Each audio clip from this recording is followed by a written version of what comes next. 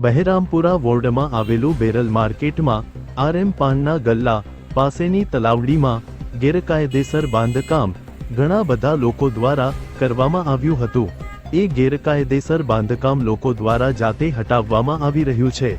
આપે જોયું કે લોકો ગેરકાયદેસર બાંધકામના છાપરા જાતે કાઢી નાખવામાં આવ્યા છે. આભાર. આપ જોઈ રહ્યા છો ગુજરાત આયના ન્યૂઝ, અમદાવાદ.